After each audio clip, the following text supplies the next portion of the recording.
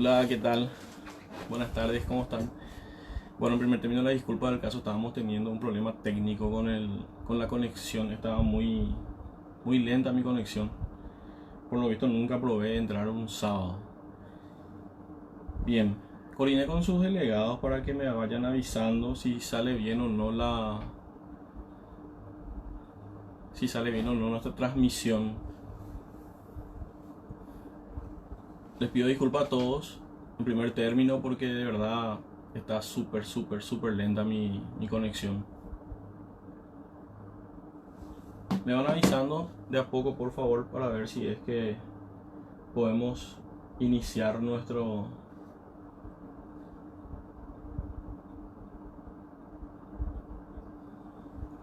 clase de repaso.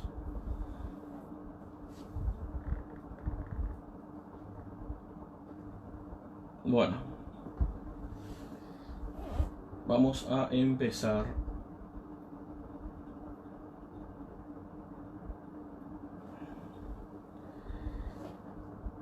Ok, sonido. Vamos a probar.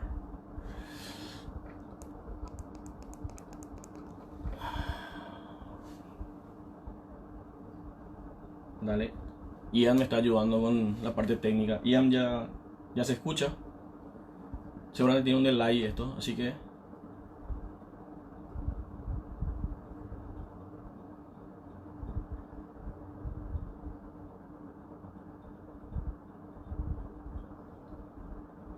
bueno.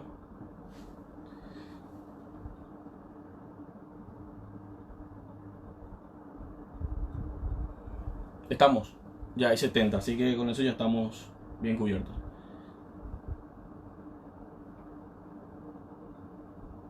Bien. Bueno, vamos a empezar nuestro repaso de la siguiente manera. Vamos a dar una pequeña introducción. Vamos a tratar de hacerlo más tranquilo posible. Vamos a tratar de desarrollar hoy 8 bolillas de la 20 hasta la 28 y posteriormente mañana a esta hora aproximadamente vamos a tratar de desarrollar la diferencia, ¿verdad? Que sería la 29 hasta la 36. ¿Les parece? Bien, voy a empezar diciéndoles de que en primer término aquí las personas, los sujetos que van a componer la relación obligatoria ya cambian, radicalmente cambian, ya no le vamos a llamar como le llamábamos anteriormente partes, otorgantes o representantes, especialmente partes con respecto a lo que se refería a la parte de hecho de actos jurídicos. Cuando hablamos de obligaciones, vamos a hablar de sujetos deudores y sujetos acreedores, en primer término. Vamos a dar dos nombres, sujeto deudor y sujeto acreedor, pero vamos a entender de que puede haber más de un sujeto acreedor y más de un sujeto deudor. Entonces, en ese sentido podemos tener dos acreedores, un deudor, dos deudores, un acreedor, y es muy importante aclarar esa situación que se llama multiplicidad de sujetos. Bien. Nosotros en obligaciones estudiamos históricamente todo lo que es la parte de derecho romano. Es muy importante que aclaremos de que nosotros heredamos esta institución de las obligaciones del derecho romano, ¿verdad? Evidentemente esto tuvo una evolución bastante importante, puesto que en Roma las obligaciones se entendían como cuestiones muy solemnes, muy personales. Incluso no se daba la situación, o no se podía dar al principio de la situación de la sustitución del sujeto obligatorio. No se podía cambiar el acreedor, no se podía cambiar el deudor, y principalmente con respecto al objeto, que es el objeto de la prestación prometida. Este objeto, en caso de incumplimiento, podía incluso utilizarse la figura de la persona del deudor como la prenda común de sus acreedores. Entendía este patrimonio, esta persona del deudor, como el objeto material que, como decía uno de los libros del derecho romano y sus anteriores leyes, que incluso podía utilizarse si había múltiples acreedores, podían despedazar al deudor y repartirse sus miembros. Bueno, esto ya era un caso exageradamente excepcional, vamos a convenir de que no se daba mucho. O bajarlo a la calidad de esclavo y poder venderlo tras Tiber, decían ellos. En el libro del doctor Alberto Martínez se puede apreciar esa parte histórica que es bastante linda. A mí me gustó mucho la parte histórica del doctor Martínez, les cuento yo. Bueno, vamos a repasar.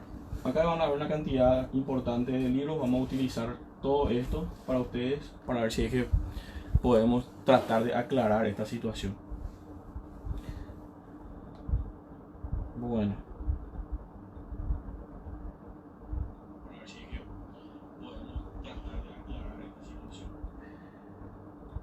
Si me ven haciendo una pausa es porque a la par yo les voy a ir leyendo los comentarios. Vamos a ver si podemos hacer un poquito más didáctico esto, ¿les parece? Entonces, si me ven bajando la cabeza es porque estoy mirando o la computadora o mi teléfono celular, donde también estoy viendo la transmisión. Así que vamos a tratar de hacer lo más dinámico posible. Materiales que vamos a utilizar, así que tienen que tener sobre su mesa. Me imagino que todos están allí muy expectantes a lo que va a ser esto. El esbozo de las obligaciones del doctor Alberto Joaquín Martínez Simón, ¿verdad? Vamos a utilizar, sí vamos a ojear muchísimo hoy, nuestro Código Civil, ¿verdad? Vamos a desmenuzar, vamos a hablar mucho de ello en lo posible. Aquí también tengo otros materiales para ustedes, específicamente el derecho a las obligaciones del doctor Alterini, donde vamos a resaltar la figura de la causa, donde él explica súper bien. Aquí ya estuve desarrollando esta parte. El Código Civil comentado del doctor Miguel Ángel Pangracio, ¿está bien? En el libro segundo, y vamos a también a ver si necesitamos el libro del doctor Silva Alonso, que es súper interesante, que siempre utilizamos. Entonces vamos a ir estudiando de esa manera, ¿les parece? Sí, vamos también a hablar de casuística. De hecho, mayormente luego vamos a hablar de casuística. Vamos a hablar de casos, cómo se presentan, pero quiero que ustedes entiendan que primero tenemos que entender cómo funciona el Instituto de las Obligaciones, ¿está bien?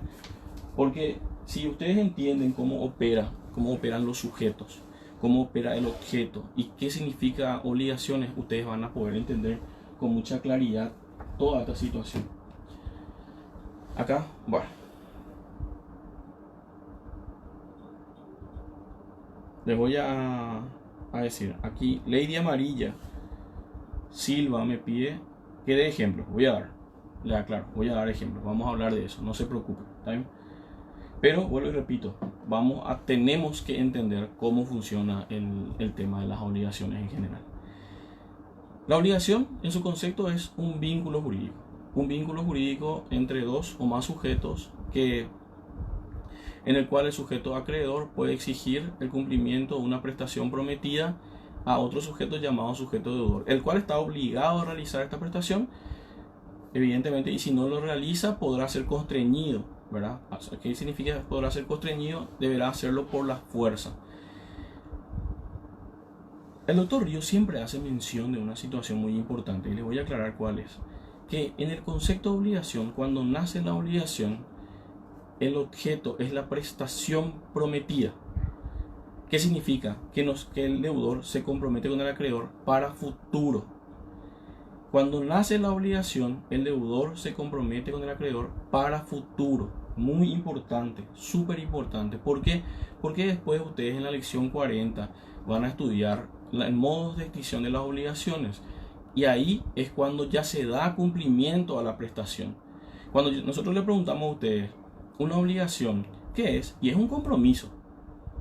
Es comprometerse a realizar algo, a entregar algo, a no hacer algo.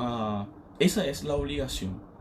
La obligación es para futuro. El deudor se compromete con el acreedor para futuro. Muy importante que entiendan eso, ¿verdad? Y en la lección 40, el deudor o un tercero, ¿verdad?, da cumplimiento a la prestación.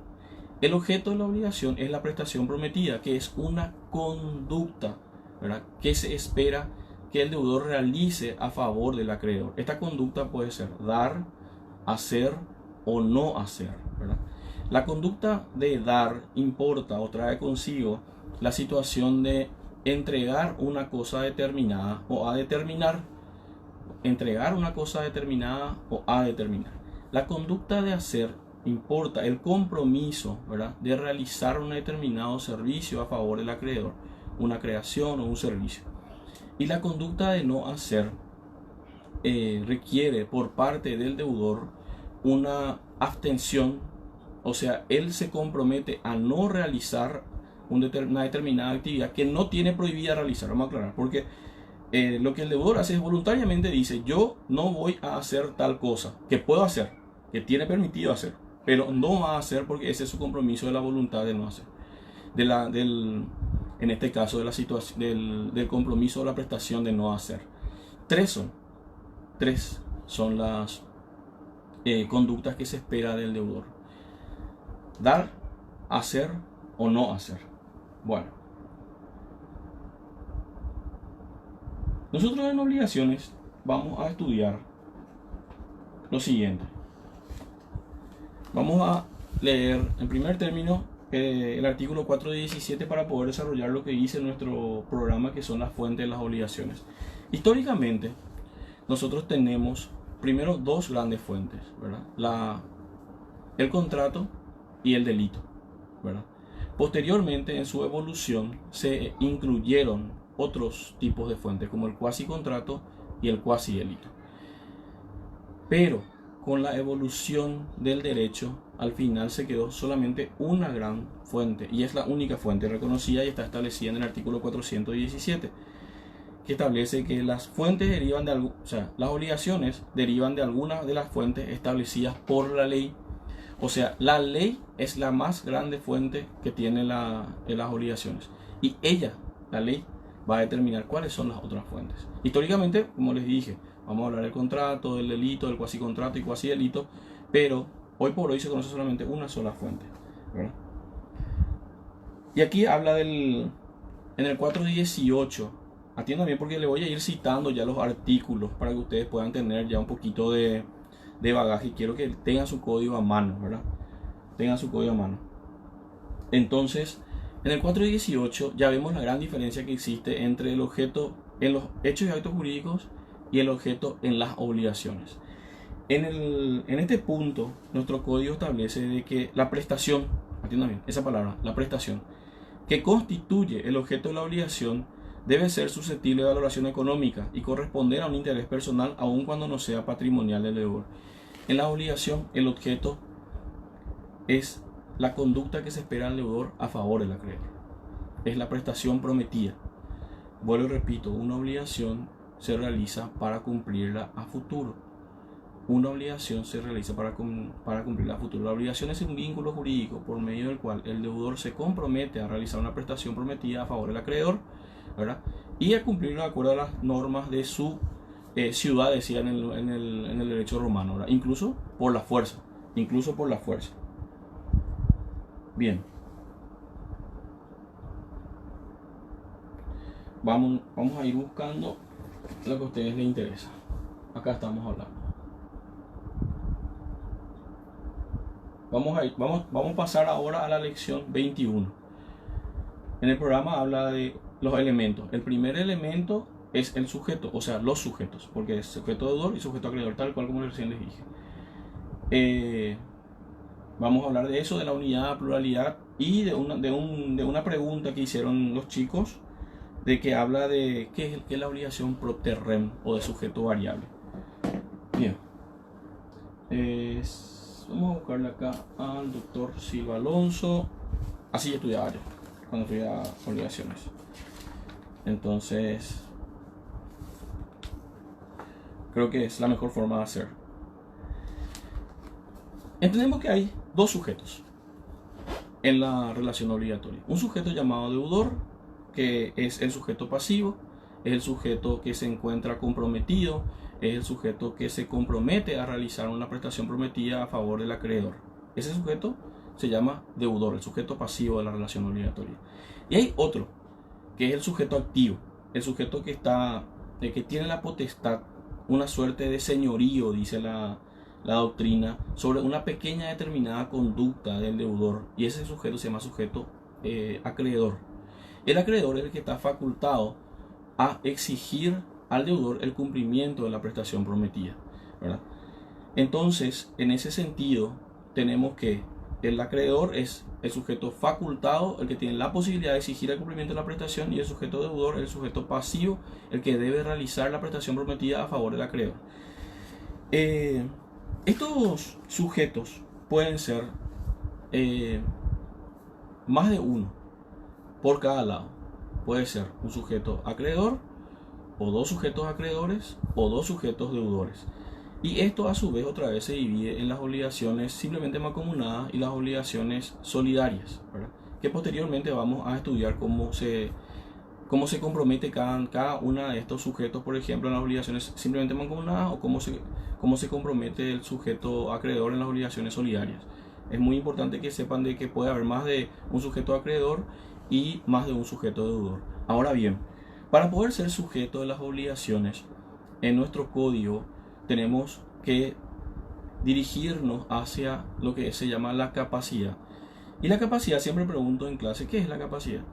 Y en primer término, podemos decir de que la capacidad es la aptitud legal, ¿verdad?, para poder contraer derechos y también ejercerlos por sí mismo, ¿verdad? Existe la capacidad de derecho y la capacidad de hecho. Dentro de las capacidades de derecho podemos encontrar incapacidades relativas de derecho, ¿verdad?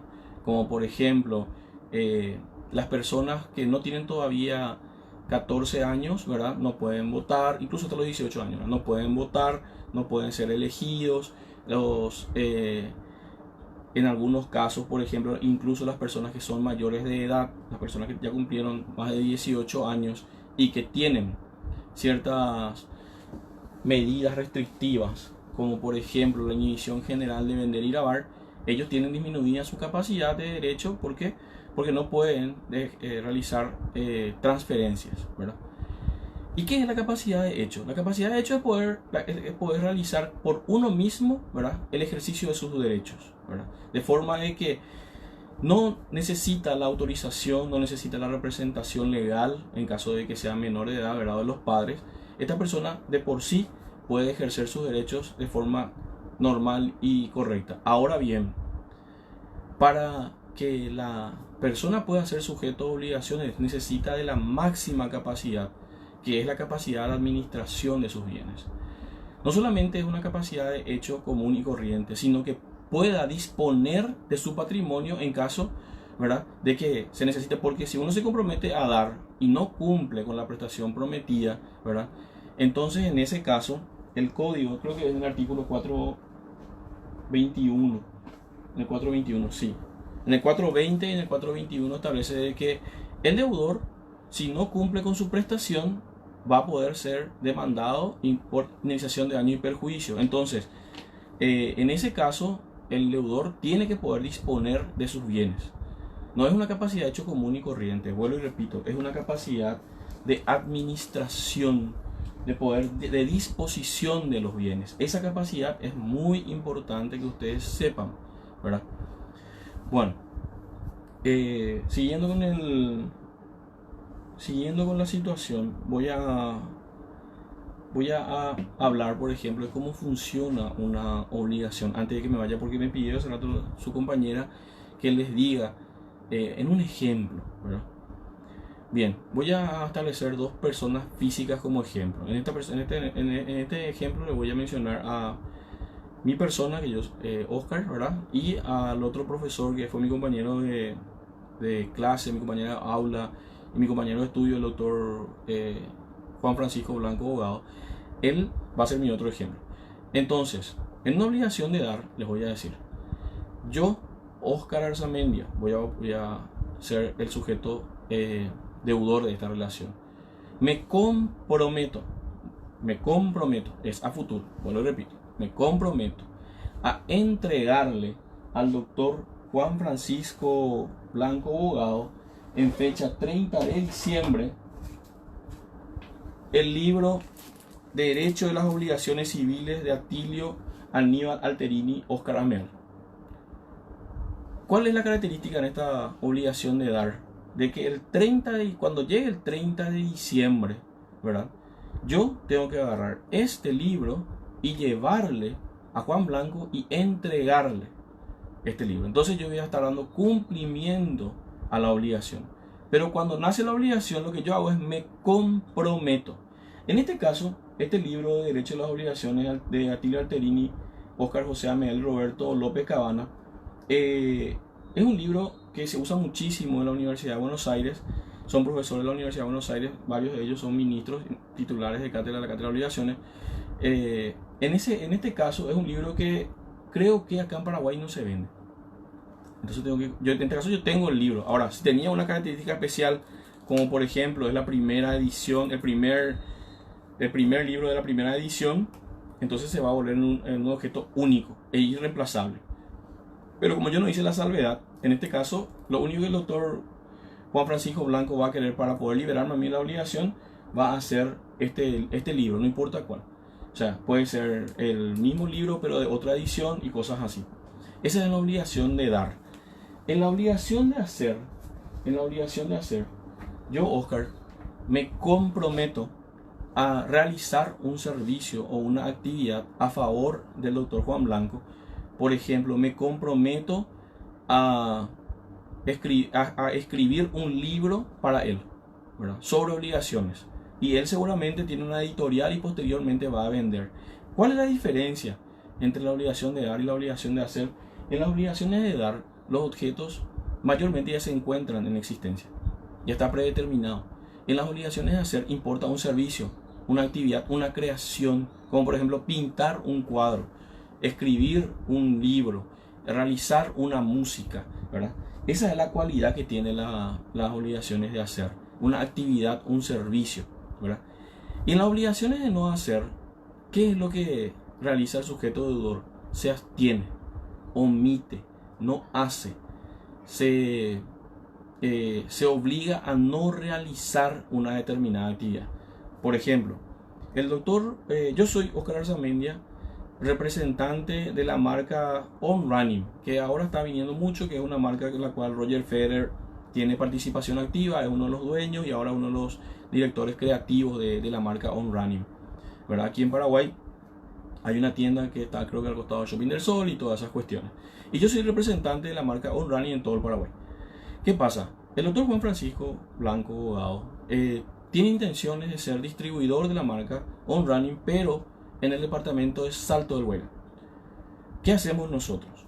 Yo, como en este caso sujeto de representante de la marca, me comprometo a no otorgarle a ninguna otra persona que no sea Juan Francisco Blanco, abogado, la distribución oficial de la marca On Running en Salto del Guairá.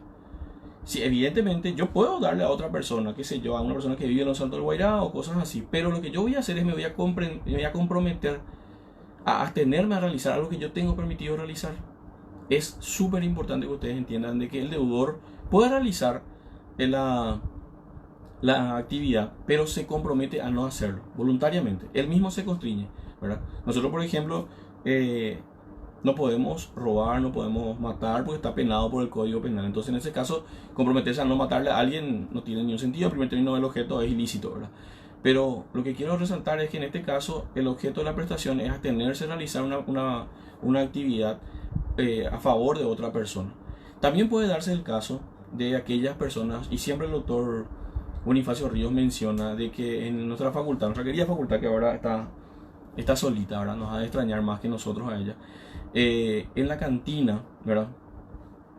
Recuerdo que solamente ahora mismo se están vendiendo productos pool y que las sillas son pool, las mesas son pool, ¿verdad? De productos pool.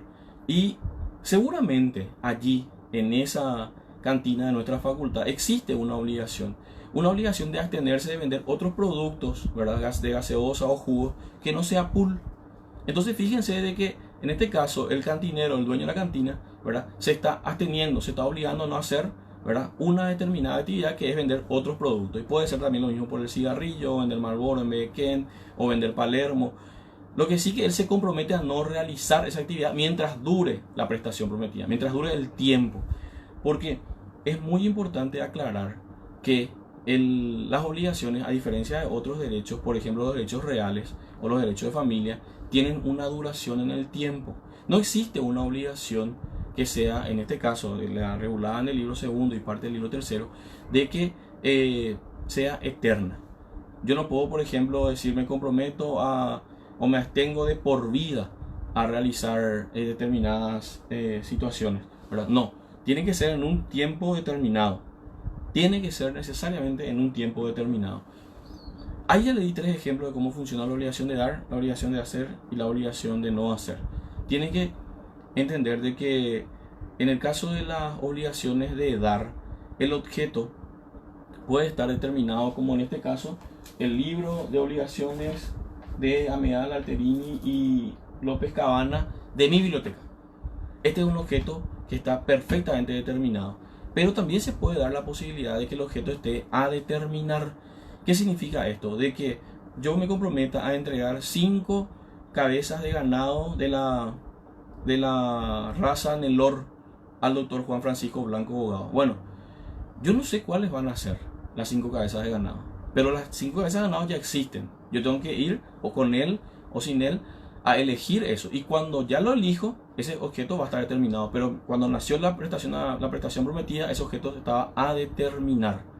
Esa prestación estuvo a determinar durante todo ese tiempo. Por eso nuestro programa habla de sujetos, conceptos, capacidad, unidad o pluralidad, la determinación, ¿verdad? Y aquí tenemos el caso de que también puede haber una indeterminación subjetiva, ¿verdad? ¿Qué significa esto? Que no sabemos quién va a ser o el acreedor o el deudor. Y les voy a explicar cómo funciona esta indeterminación. Normalmente, como recién les vengo diciendo, comúnmente se sabe quiénes son los sujetos en una relación. En este caso, Oscar y Juan. Pero existen obligaciones, como por ejemplo aquellas promesas unilaterales. Yo aclaro que es un ejemplo. No estoy.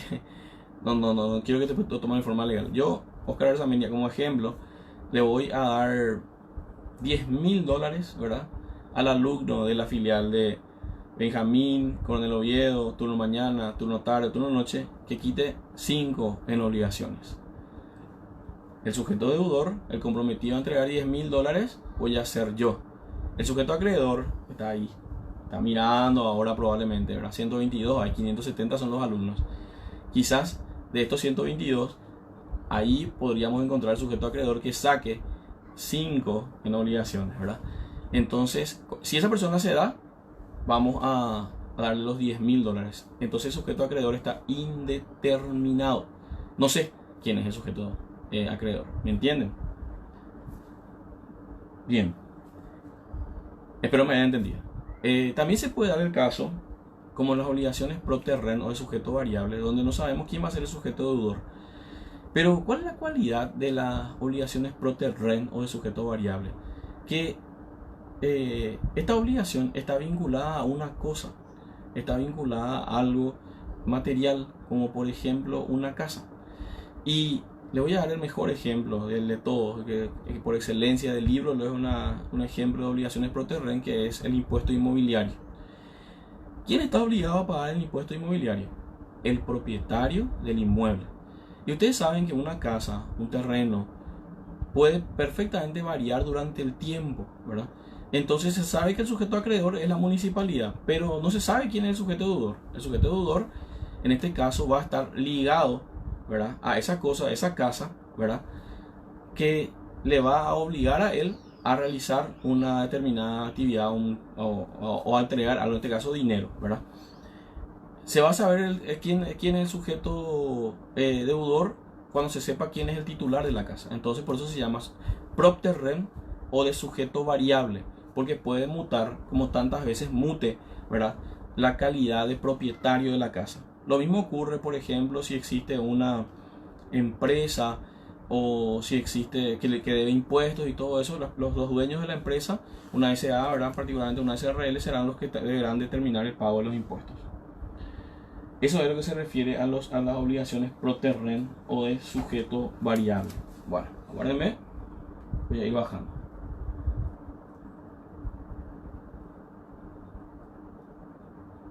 Bueno, esta lección vamos a utilizar el libro de los doctores Alterini, Ameal y López Cabana,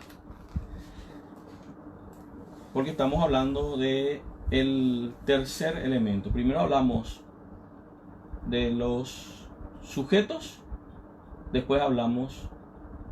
No, perdón, me estoy yendo muy lejos ya. Perdón. Ahora vamos a hablar del objeto, perdón. Ahora vamos a hablar del objeto. Bien. No estoy yendo muy rápido. Bueno, acá sí le voy a esperar.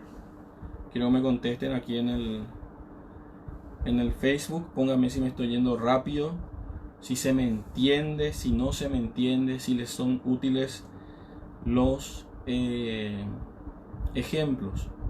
Y si quieren más ejemplos, no hay problema. Entonces, para darle un corte hasta acá y después empezar con el objeto, después la causa, ¿verdad? Y ir yendo. Creo que hay un delay, así que les voy a esperar. ¿Se entiende lo que les estoy explicando? ¿Les gustan los ejemplos? Ok. Creo que a Lady le voy a otorgar 2 puntos de más porque por participación, que es la que me contesta rápido. Ian también, Priscila también entiende. Audrey me entiende, pero Audrey es muy estudiosa. Ella, según ella, no duerme más hace semanas de tanto que estudia obligaciones. Matías, Rocío, Hernán. Perfecto. Bien, Sol, ejemplos de qué, por ejemplo, querés. Sí, hasta ahora le di ejemplo de cómo funcionan las obligaciones de dar, las obligaciones de hacer y las obligaciones de no hacer. Le expliqué cómo opera esta situación, ¿verdad? Entonces, si Sol me dice, por ejemplo, ¿qué más ejemplos? Porque vamos a ir avanzando. Enseguida vamos a entrar a aguas más profundas. Cristina también me entiende. Gracias, Rocío. Marcelo también me entiende. Daniel también. Bien. Muy bien. Erika también me dice que se entiende. Daniel Osorio me pregunta más ejemplos de determinación. La indeterminación subjetiva. Sí, espérame un ratito, ahí mismo ya voy a anotar. Acá tengo ya 2 ejemplos muy importantes. Acá está. Bueno. ¿Qué significa determinación? Determinación significa poder establecer de forma inequívoca cuál es el objeto de la obligación. Como por ejemplo, y les voy a mostrar acá. Perdón, permiso. Este libro. Hecho jurídico de las obligaciones. A ver si es este. Muy bien. Les voy a mostrar así algo. Ahí dice: al amigo profesor Oscar Arzamendia, con el aprecio y estima personal de siempre, el autor Bonifacio Ríos Habla. Bueno, al amigo. Este libro es único. Este libro solamente yo lo tengo, ¿verdad? Es un libro autografiado por el doctor Bonifacio Ríos, donde dice al amigo. En el otro me dice KP, socio y eso, ¿verdad? Pero acá me pone bien, así al amigo. Es del 24 de marzo de 2019, creo que es de la última edición. Este libro, si yo me comprometo a entregarle a una persona, sería un objeto determinado. ¿Por qué? Porque es único. Ya sé que este libro es el que esa persona quiere. Quiero tu libro autografiado por el doctor Bonifacio Ríos. ¿Está? Pero si yo le digo, ¿verdad? Voy a entregarle 5 vacas y no están determinadas las 5 vacas. Entonces puede ser cualquier vaca. Puede ser, lo único que tiene que ser de calidad media, no puede ser ni muy flaca ni demasiado de alta genética, ¿verdad? Entonces en ese caso tenemos que es un objeto a determinar. Dice 5 vacas, no dice de qué tipo de vaca en este caso. Solamente tiene que ser de calidad media, ¿verdad?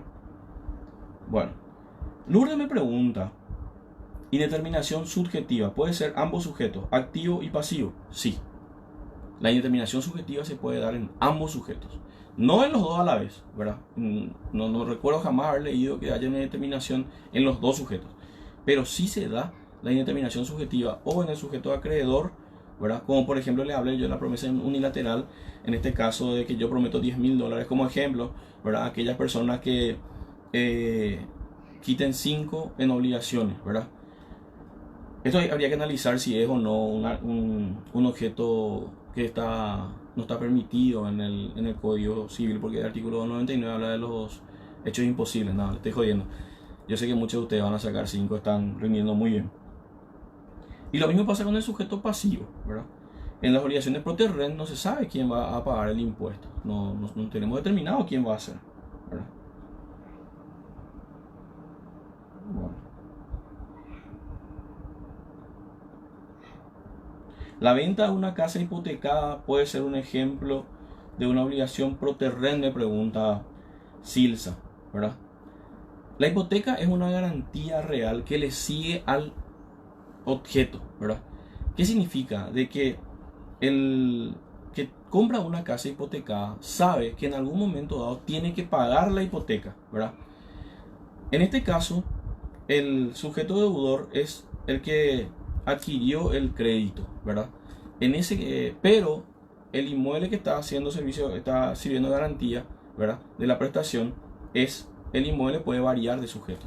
Y si el sujeto evidentemente acepta comprar una casa hipotecada, sabe que tiene que pagar la hipoteca, ¿verdad?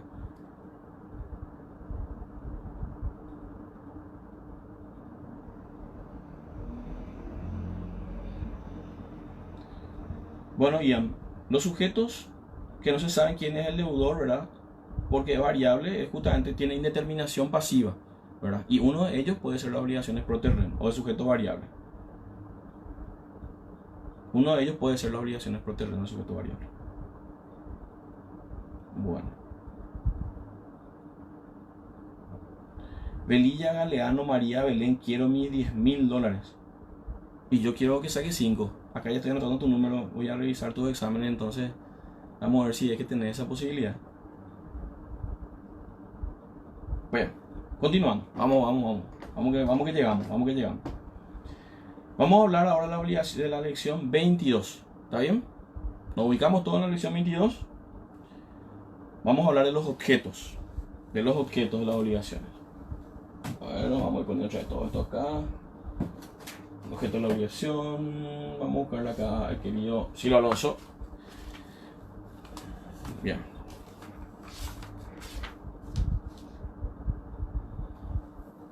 En el libro del doctor Silva Alonso, si revisan, en la página 101, habla de las promesas al público, de los títulos de portador, que habla de la indeterminación transitoria, ¿verdad?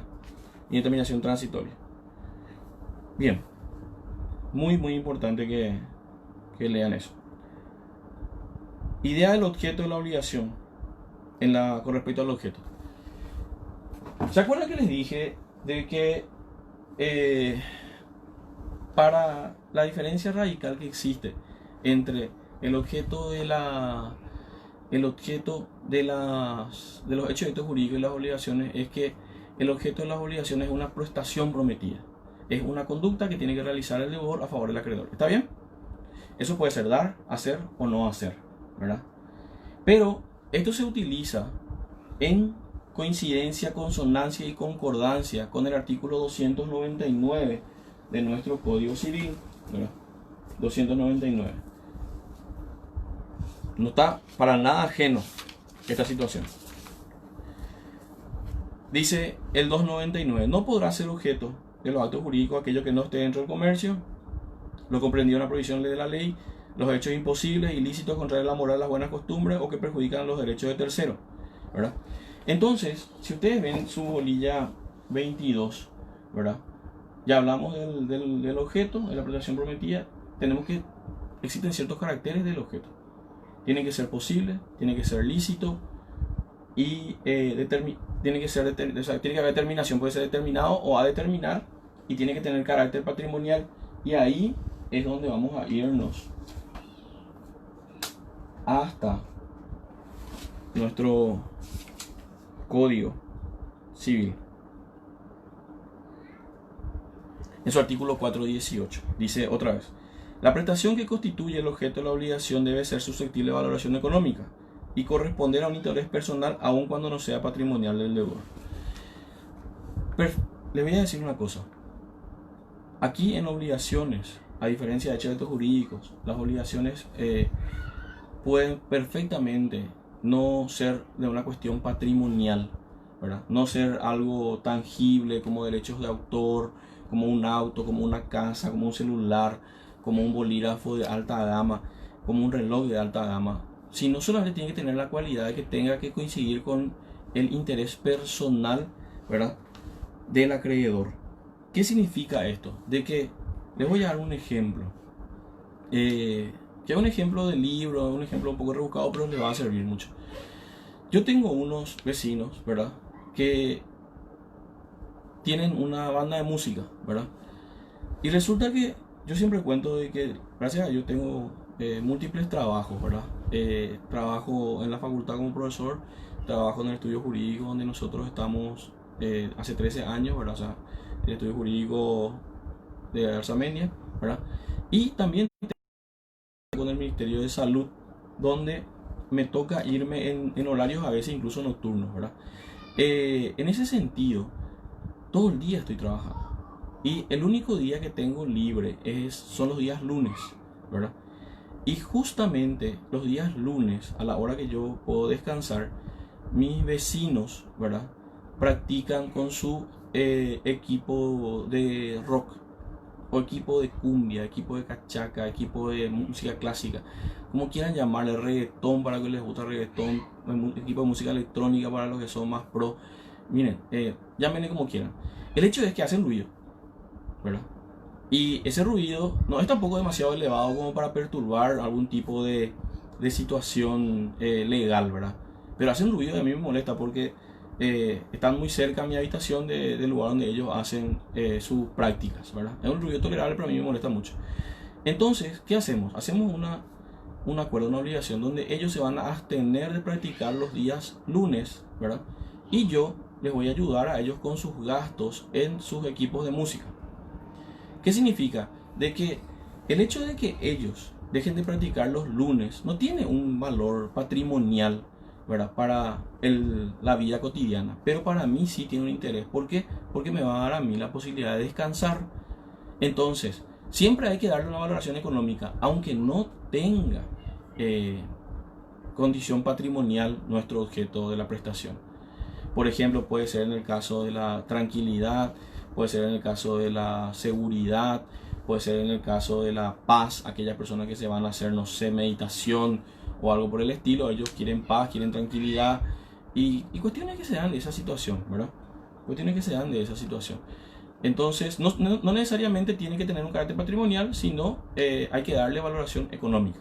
Siempre tiene que tener valoración económica. Siempre, siempre, siempre tiene que tener valoración económica. Eso es muy importante que ustedes entiendan, ¿verdad? Bueno, esperen un ratito, acá voy a buscar algo.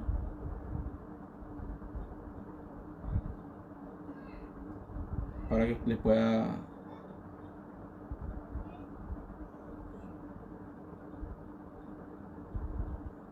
para que les pueda servir.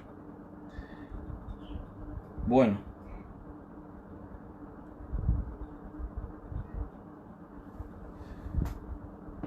el objeto de la prestación que sirve objeto de la obligación tiene ciertas cualidades. Vamos a ir viendo. En primer término, tiene que ser posible. Como siempre yo digo, no puede, ¿verdad?, el acreedor solicitarle al deudor una prestación de cumplimiento no posible.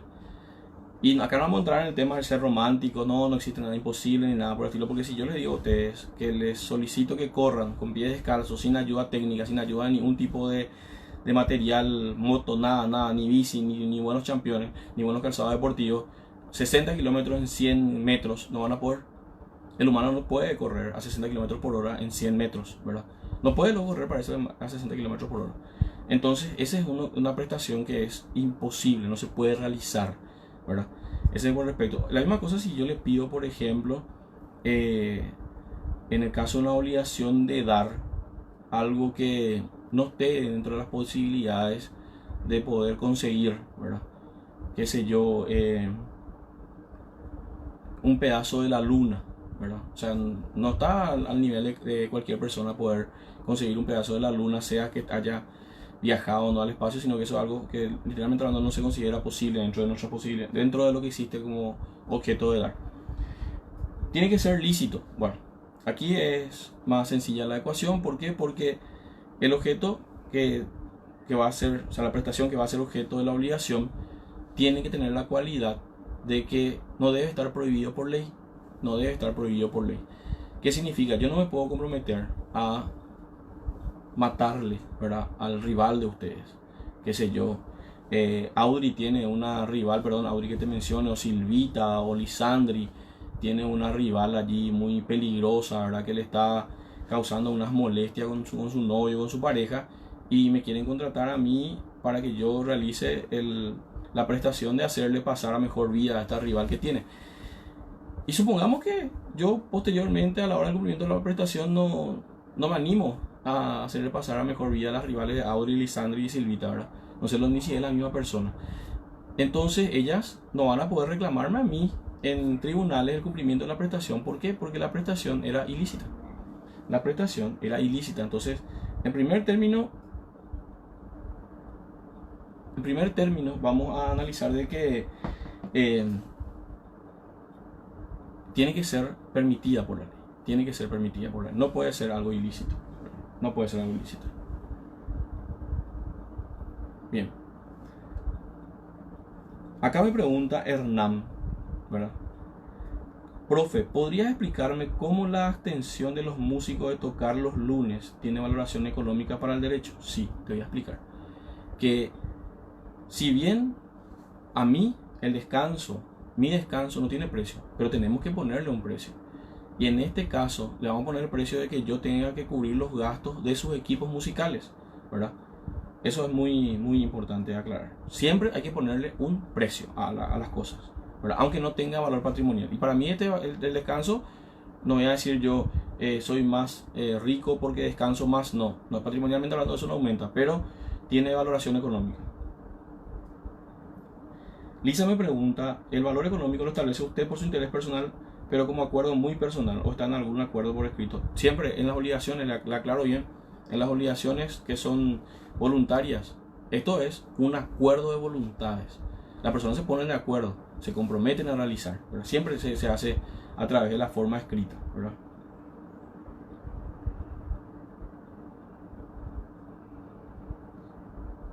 No, y si existe en Pedro Juan Caballero, Audrey, vas a encontrar gente que hace eso, pero yo no hago eso, lastimosamente, ¿verdad? No te voy a poder ayudar. Bueno, continuando. Sí, Bárbara, siempre es de común acuerdo, siempre es de común acuerdo. En este tipo de obligaciones estamos hablando siempre de común acuerdo, ¿verdad? Bueno, determinación, como dijimos hace rato, cuando una obligación nace, el deudor se compromete a realizar determinada prestación a favor del acreedor y el acreedor a exigir su cumplimiento.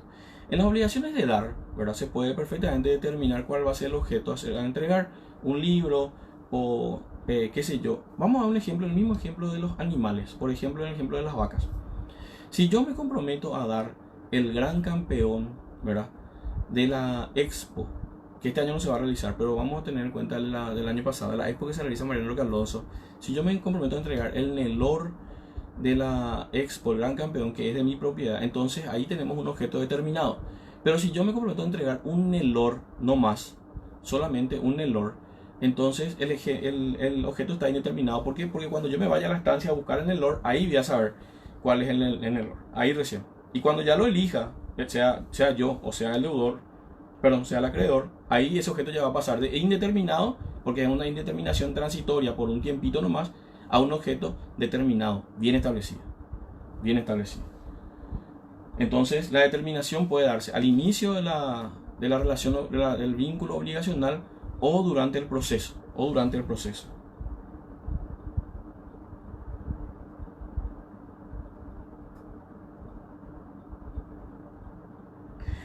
Hernán, vos me preguntás, en caso de que usted no se hubiera comprometido a pagar por los instrumentos musicales, hubiese sido una obligación también. Y la idea es que ellos dejen de realizar su práctica los lunes para que yo pueda descansar, y a eso hay que darle una valoración económica. ¿Por qué digo que no tiene una situación patrimonial? Porque el descanso no tiene un valor patrimonial propiamente dicho, ¿verdad? A eso me refiero, eso es lo que quiero decir.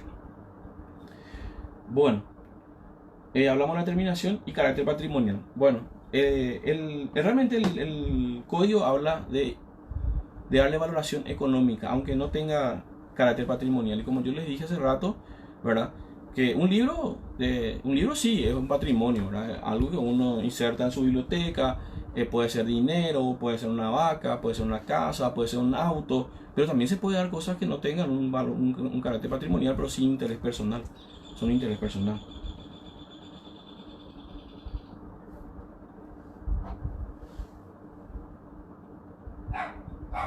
Y con respecto a la especificación técnica que vos estabas hablando, Gustavo,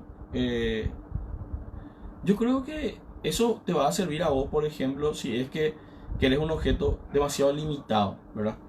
Qué sé yo, una computadora que tenga 1 tera de memoria con 20 gigabytes de memoria RAM, así, cosas que no hay. Ahí ya se va limitando la determinación, se va achicando, ¿verdad? Ya no es una computadora nomás, sino una computadora que tenga cualidades más específicas que después nosotros vamos a ir analizando.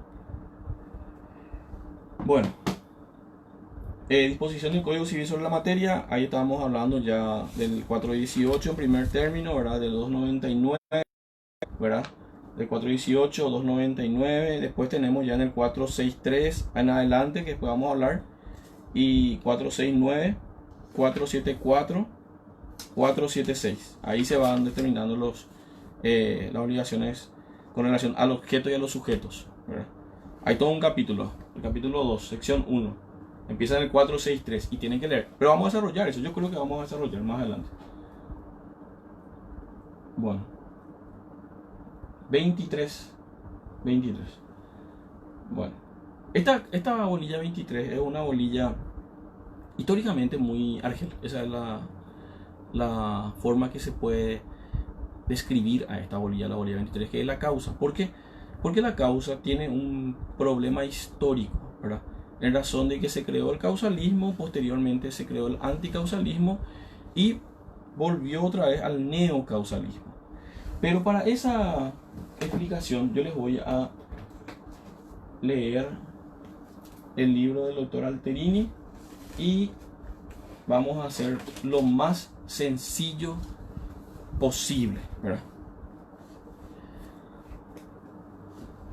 En el tema de la causa es una discusión filosófica, empezó con una discusión filosófica que es aristotélica, ¿verdad? Las causas se distinguían en causa formal, ¿verdad? En causa material, en causa eficiente y causa final. Formal, material, eficiente y final, ¿verdad? Les voy a decir así. La causa formal respondía a la pregunta de cómo. Era la idea, ¿verdad? Por ejemplo, vamos a hacer una escultura, ¿verdad? ¿Cómo? Es la idea. La causa material es de qué. Y se refiere al material que vamos a utilizar. Por ejemplo, en este caso vamos a hacer una escultura de barro, ¿verdad? ¿De qué? Vamos a hacer una causa formal, ¿cómo? Vamos a hacerlo a mano, la idea, ¿verdad? Causa material, el de qué. ¿De qué va a estar compuesto? De barro, ¿verdad? Causa eficiente es quién va a ser, y en este caso, por ejemplo, va a ser el doctor Edgar Ríos Parqué, ¿verdad? Él va a ser, esa es la causa eficiente, va a ser el escultor. Y la causa final, que es a lo que a nosotros nos interesa, es ¿para qué? El propósito.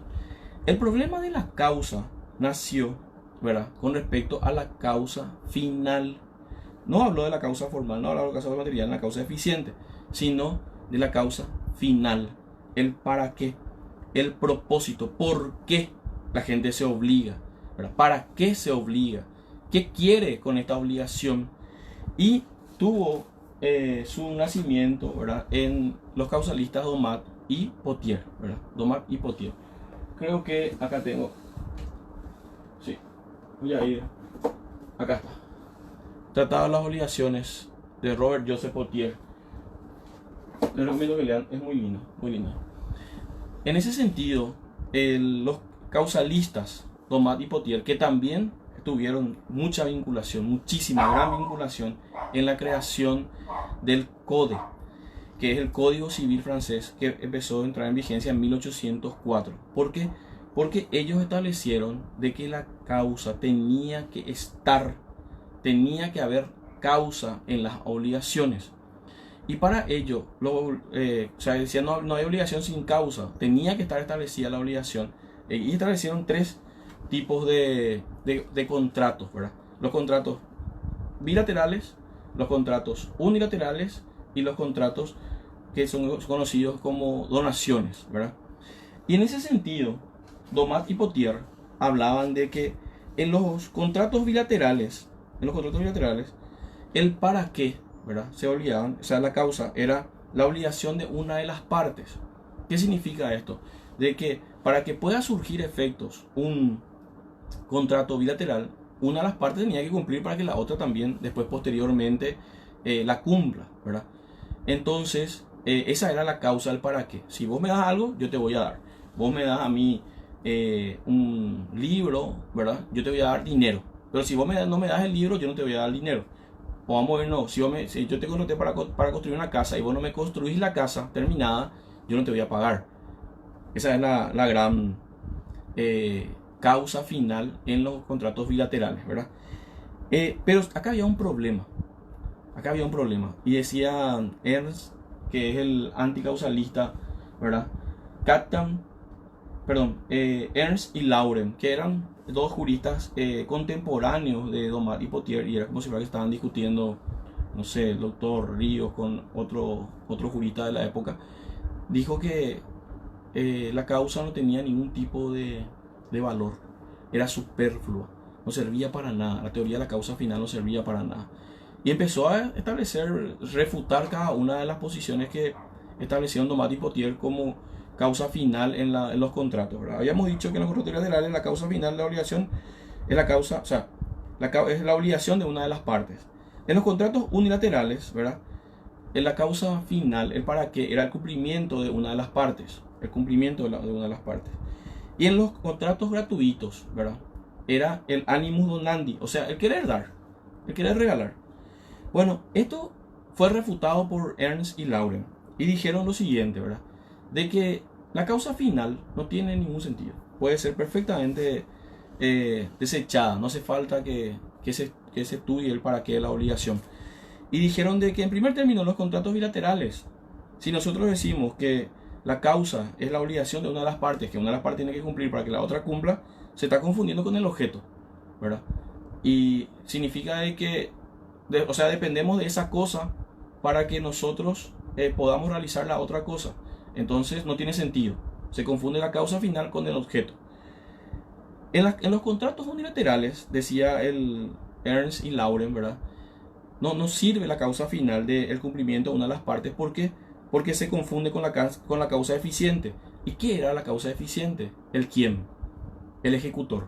O sea, se confunde la causa con el que va a realizar la prestación prometida. O sea, no sirve en este caso, decían siempre los anticausalistas. Y por último, ¿verdad? En los contratos de donación, el animus donandi se confunde con el consentimiento, ¿verdad? O sea que no podemos decir de que alguien por querer dar nomás regala, sino que se requiere necesariamente un consentimiento de la otra parte. Y allí es cuando nace porque hubo un gran debate con respecto a los causalistas, o sea que establecían que la causa tenía que estar sí o sí establecida y expresa, ¿verdad? Y los anticausalistas.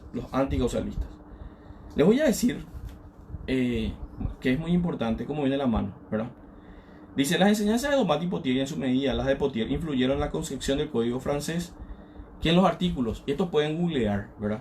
Código francés, artículo 11 y 18, incorporó la causa junto con el consentimiento, la capacidad y el objeto entre los elementos del contrato. Por eso es el problema, ¿verdad? Porque los causalistas incorporaron la causa como un elemento esencial del contrato. Sí o sí hay que establecer el para qué nos estamos obligando, ¿verdad?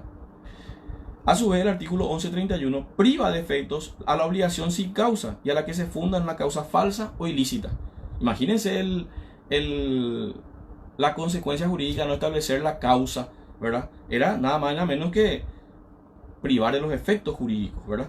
Y el 1132 hace válido el pacto aunque no sea expresada la causa, en el sentido de que la causa se presume en algunos casos. Y el 1133 define la causa ilícita como la prohibida por la ley o la contraria a la moral y a las buenas costumbres. ¿Por qué es importante la teoría de la causa en el sentido del estudio? Porque en 1804 se introdujo a la causa como un elemento esencial. Nosotros estudiamos los elementos de la obligación, los sujetos, el objeto, ¿verdad? Y también habla de la causa, ¿verdad? Pero la causa después fue rebatida también de una forma correcta por Ernst y Lauren. Ahora bien, eso evolucionó. Porque la verdad de las cosas es que uno no puede, bajo ningún sentido, ¿verdad?, obligarse sin razón o sin motivo, ¿verdad? Uno no puede obligarse sin razón o sin motivo. Dice el doctor Silva Alonso, eso es de locos, o sea, de gente que no tiene raciocinio, no tiene sentido. Entonces nació el movimiento que es neocausalista, ¿verdad? Neocausalista, que corrigió algunos propósitos, ¿verdad?, con respecto a lo que hablaba de la causa y del causalismo y el anticausalismo, ¿verdad? Por eso es muy, muy importante aclarar de que hoy por hoy la teoría de la causa no está inmersa en nuestro código como él lo estaba en el Código Civil francés, pero sí lo menciona en muchísimos artículos, ¿verdad? En muchísimos artículos. Tal es así, por ejemplo, la causa fuente en el 7, ¿verdad? Después habla del, creo que es, les voy a decir aquí, 722, 18, 19. El 1801 sí que es súper claro, y eso vamos a leer acá, que es el enriquecimiento sin causa.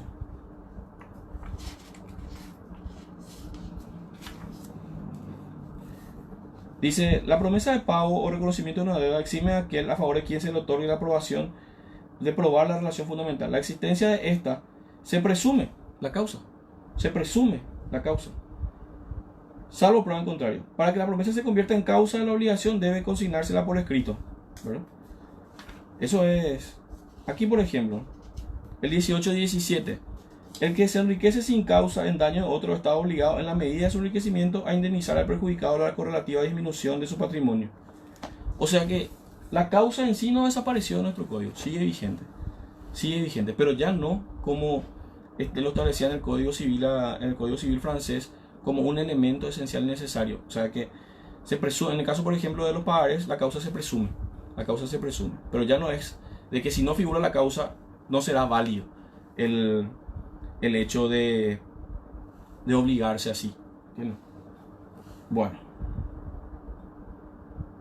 sí, Arlena, justamente acabo de contestar esto ahora, que la causa sí se sigue aplicando en nuestra legislación.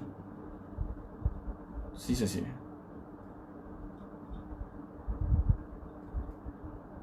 Aquí Gustavo me pregunta, un poquitito retrasado, voy a volver así porque no quiero contestarle.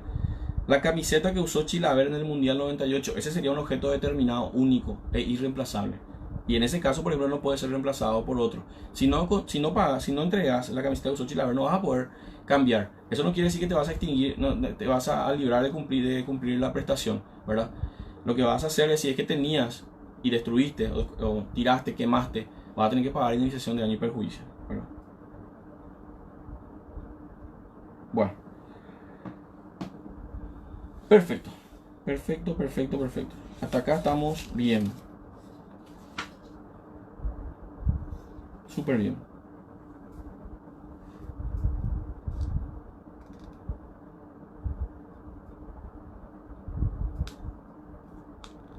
Bien.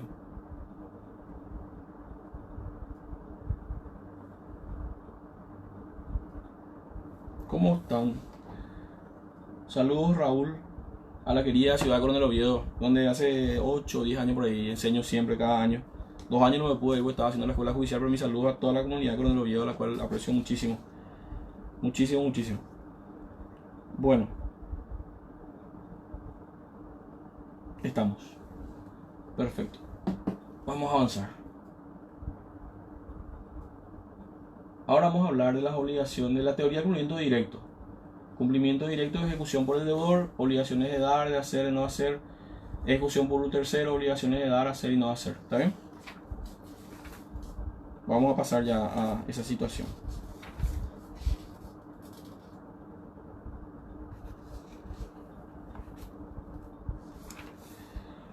Bueno, en el tema del cumplimiento de las obligaciones, ¿verdad? Teoría del cumplimiento de las obligaciones, tenemos que las obligaciones se pueden cumplir de forma voluntaria o de forma forzosa, ¿verdad?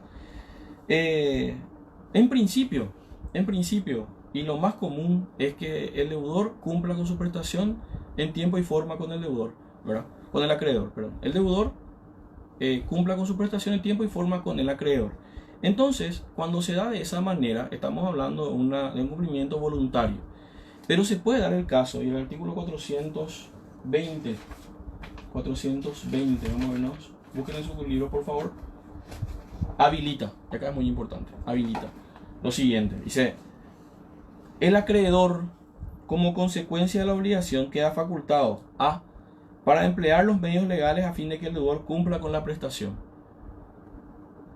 El 420, inciso A, le faculta al acreedor a ejercer la fuerza coercitiva, pero legal, vamos a aclarar, legal, no es que se va a ir y le va a quitar, legal, a través de los medios legales, ¿verdad? A que el deudor cumpla con la prestación. El B dice, para procurarla por otro a costa del obligado, cuando se pueda realizar eso, Y básicamente se da, por ejemplo, en las obligaciones que no son intuitu personae, ¿verdad? Que no son intuitu personae, y aquellas obligaciones cuya abstención no se haya cumplido, pero que se pueda destruir, ¿verdad? Le voy a dar el ejemplo enseguida. Y si es que no pudo conseguir por la fuerza la obligación de dar, no se destruyó la cosa, desapareció o cosas así por culpa exclusiva del deudor y no pudo hacer cumplimiento a través de un tercero, en este caso lo único que le va a quedar es obtener las indemnizaciones pertinentes, que es la indemnización de daños y perjuicios. Indemnización de daños y perjuicios. Bueno, vamos a hacer obligaciones, cumplimiento por el deudor de obligaciones de dar, ¿verdad? Como dijimos hace rato, la obligación es el compromiso que asume el deudor para poder realizar una determinada prestación prometida a favor del acreedor. Llegado ese tiempo, llegado el plazo donde el deudor tiene que cumplir con su prestación, él debe de realizarlo. Pero si no lo realiza, el acreedor puede exigir por los medios coercitivos, a través de los medios legales, que el deudor cumpla con su prestación. Por ejemplo, en el caso de unas obligaciones de dar sumas de dinero, ¿verdad? Yo me comprometo a entregarle al doctor Juan Blanco 100 millones de guaraníes, ¿verdad? El día 30 de diciembre. Llega el día 30 de diciembre, yo no cumplo con mi obligación, con la prestación de la obligación de dar sumas de dinero. ¿Qué va a hacer el doctor Juan Blanco? Va a empezar una demanda donde me va a requerir a mí forzosamente el pago de la prestación prometida de dar sumas de dinero. Y casualmente yo tengo esos 100 millones de guaraníes en una cuenta bancaria. Entonces, ¿qué va a hacer? Le va a pedir al juez que embargue mi cuenta bancaria, ¿verdad? Y posteriormente emita una orden de pago a su favor. En ese caso, yo voluntariamente no quise pagar. Entonces, según el artículo 420, inciso A, el acreedor tiene facultado poder realizarlo a través de los medios coercitivos, usar todos los medios legales. Embargó mi cuenta y se adjudicó los 100 millones de guaraníes. Fue por la fuerza.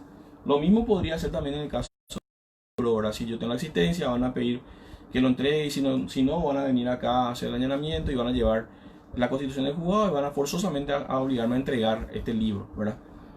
En las obligaciones de hacer ocurre lo mismo, ¿verdad? Ocurre lo mismo. Y les voy a... No hay mucho secreto con respecto a las obligaciones de dar, de hacer y no hacer cuando al deudor le corresponde entregar, ¿verdad? Cuando al deudor le corresponde entregar.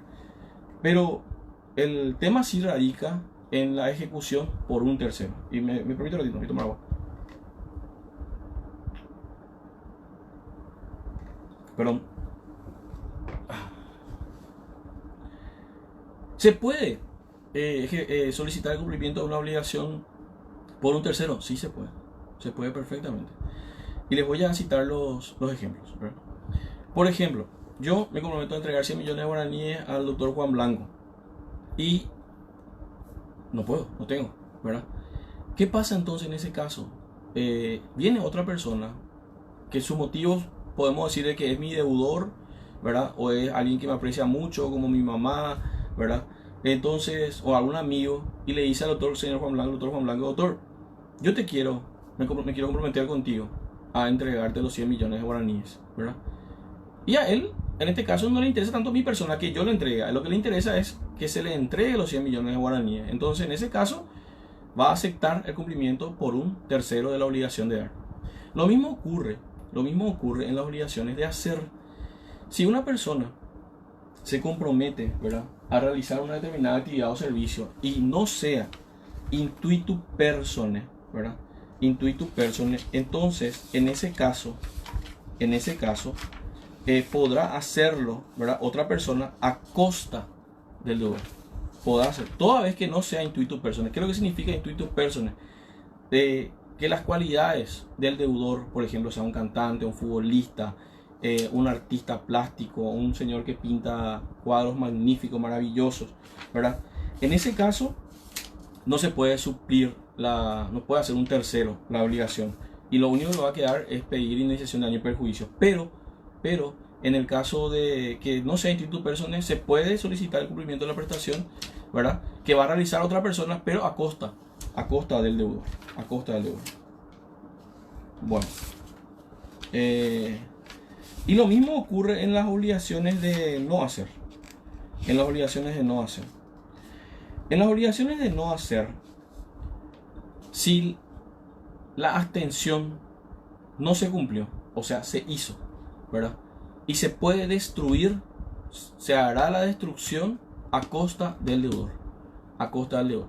Pero, por ejemplo, si era un cantante y tenía la obligación de no cantar en un determinado lugar, por ejemplo, qué sé yo, cantaba en Faces, ¿verdad?, y se va a tiene que abstenerse de cantar en Chechos, por dar un ejemplo, ¿verdad? Entonces, en ese caso, ¿qué pasa? Se fue a realizar en Chechos el concierto, ya no se va a poder destruir eso. Lo único que va a quedar es solicitar indemnización de daño y perjuicios. Pero si la obligación era, por ejemplo, vender solamente productos pool en la cantina y tiene un bicicooler lleno de productos de la marca Coca-Cola, se puede solicitar, ¿verdad?, a través de una orden judicial, de que se quite ese producto Coca-Cola y solamente se mantenga pool. Se puede quitar y tirar, ¿verdad?, qué sé yo, no sé qué van a hacer del bicicooler. O tenía, por ejemplo, la extensión de levantar un muro y levanta el muro más allá de la altura permitida, más allá de lo que él se había comprometido a abstenerse. Entonces, ¿qué va a hacer en este caso? La persona va a contratar a otra persona, va a echar el muro a costa del deudor. Esto es con respecto a las obligaciones realizadas por terceros. Estoy leyendo acá. Y esto van a encontrar en el código a partir del artículo 463. 463. Más dinero. Sí.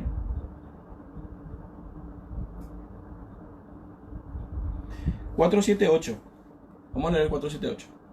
Si el deudor no quisiere o no pudiera ejecutar el hecho, atienda bien, no quisiera o no pudiere, el acreedor puede exigirle la ejecución forzada. Eso dice el artículo 420, inciso A. ¿Se acuerdan? Puede exigirle el cumplimiento. A no ser que fuera necesaria la violencia contra la persona del deudor, este último caso, el acreedor podrá pedir perjuicios e intereses. Les voy a aclarar una cosa, y esto es un derecho constitucional, es un derecho humano. Si la obligación es intuitu personae, ¿verdad?, un cantante o un futbolista, y el deudor no quiere realizar la actividad, el acreedor no puede obligarle a realizar. Lo único que le va a quedar es exigir el cumplimiento por indemnización de daño y perjuicio. ¿Por qué? Porque la voluntad, en este caso, no se puede violentar, porque es un derecho humano, es un derecho constitucional. Muy importante aclarar, porque probablemente eso va a salir en el examen. Por ejemplo, vamos a hablar de un grupo nacional, vamos a hablar de Cachiporros. Okay. Yo le contrato a Cachiporros para que cante en una fiesta que yo voy a realizar el día 10 de octubre, ¿verdad? Y el 10 de octubre, Cachiporro se va y no viene, o sea, se va a la fiesta y no quiere cantar. Dice, no, no quiero cantar, ahí está presente, qué sé yo, mi rival, yo no voy a cantar para él o lo que fuere. Y se niega a realizar. Yo no voy a poder exigirle a que lo haga forzosamente, ¿verdad? ¿Por qué? Porque ellos tienen su derecho también a negarse. Ahora, lo que yo voy a poder exigirle a la gente de Cachiporro, según el artículo 420 inciso C, es la indemnización de daño y perjuicio. Ahora bien, si la obligación fuese otra y no es intuito personae, sí se puede hacer a través de una tercera persona. Sí se puede hacer. En el artículo 479 se establece, dice, si el hecho pudiera ser ejecutado por otro, el acreedor podrá ser autorizado a ejecutarlo por cuenta del deudor. Esta autorización se hace judicialmente, deja claro. Por sí o por un tercero. O demandar los perjuicios e intereses por la ejecución. Si la obligación fuera de no hacer, dice el artículo 480, y la omisión del hecho resultara imposible sin culpa al deudor, o si éste se hubiera sido forzado o ejecutado, la obligación se extinguirá. Pero el 481 dice lo siguiente. Si el hecho fuere ejecutado por culpa del deudor, el acreedor tendrá derecho a exigir que se destruya lo que se ha hecho o que se le autorice para destruirlo a costa del deudor. Todos estos artículos que yo le leí se refieren, ¿verdad?, en el caso de las obligaciones ejecutadas por un tercero. Cumplimiento de las obligaciones ejecutadas por un tercero. Vamos a mirar acá. Mónica, y mira, la razón no es necesaria.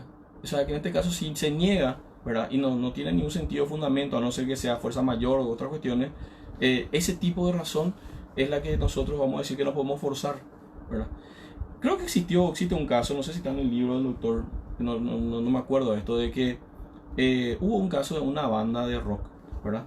Que tenía como una obligación de hacer un disco, o sea, una grabación, ¿verdad? Y se negaba a hacer. No sé, no querían hacer, entonces lo forzaron a hacer, consiguieron una autorización judicial y lo forzaron a hacer. Hicieron mal. Entonces se demostró de que una obligación de hacer mal hecha es considerada como no hecha. Es considerada como no hecha. Y el artículo 476 se establece eso. El obligado a hacer debe ejecutar el hecho en tiempo y propio y del modo que fue la intención de las partes que el hecho se ejecutare. Si de otra manera lo hiciere, se tendrá por no hecho. ¿Qué significa? Que si vos te obligaste a realizar un cuadro y lo hiciste mal, ¿verdad? Se tendrá por no hecha la obligación. Se tendrá por no hecha, ¿verdad? O podrá destruirse lo que fuere mal hecho. El hecho podrá ser ejecutado por otro, a no ser que la persona del deudor hubiera sido elegida para hacerlo por su industria, arte o cualidades personales. Y eso que habla de industria, arte o cualidades personales es lo que se conoce en derecho como obligaciones con intuito personae. Intuito personae.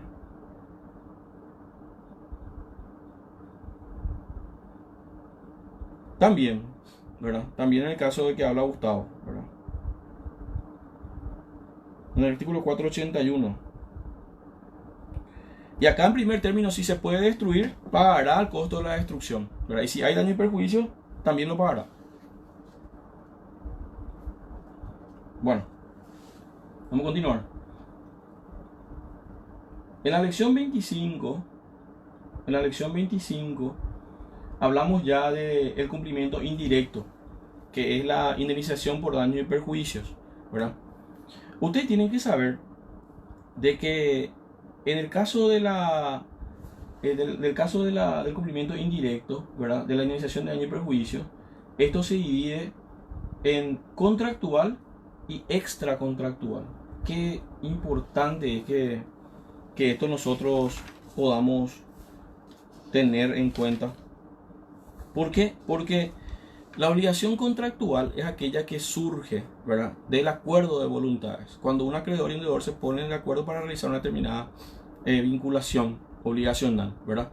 Entonces, ¿qué pasa? El artículo 420 dice, si yo no pude hacer cumplir la obligación forzosamente y no pude hacer cumplir por un tercero, entonces el código me autoriza a mí a solicitar indemnización de daños y perjuicios. Entonces, el propio código en su artículo 420, inciso C, ¿verdad?, establece de que podrá caber la indemnización de daño y perjuicio en caso de incumplimiento de una obligación contractual.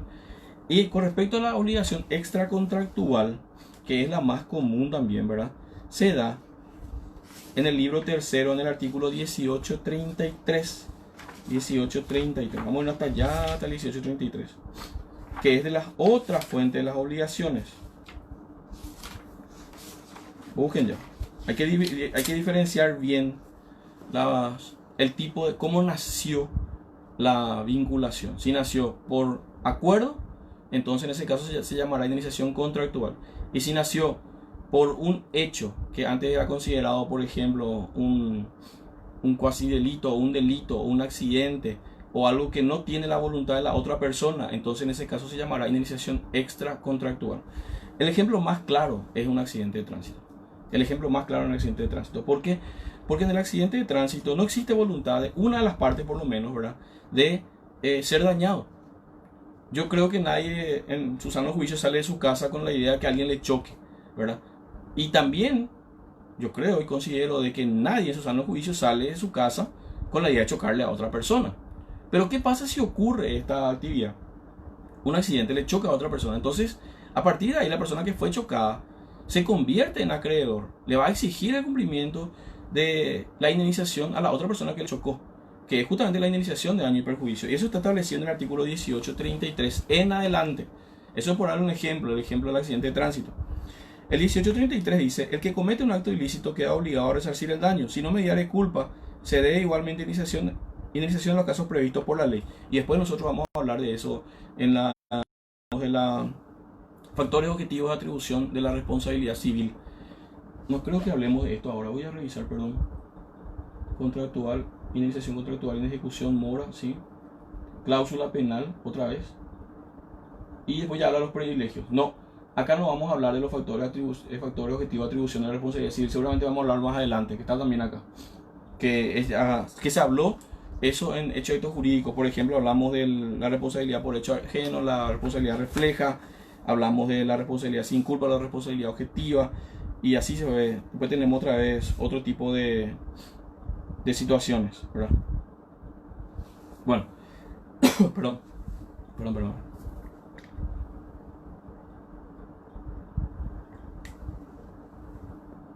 A ver, vamos a leer acá. Tema de examen, sí.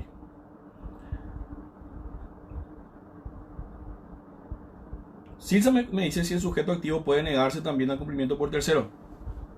Y mira, eso se llama mora del acreedor, ¿verdad? Que enseguida vamos a hablar de eso. El tipo de moras. Se puede, pero después te voy a explicar cómo hace eso. Se habla en el pago por consignación. Hay mora después.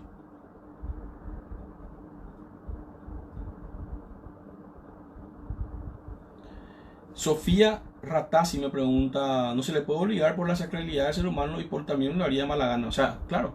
O sea, eso hablan todos los libros, todos los doctrinarios, de que la voluntad es incoercible. En ese sentido, nadie puede forzarte a hacer lo que no quieras, ¿verdad? Te van a violentar un derecho humano.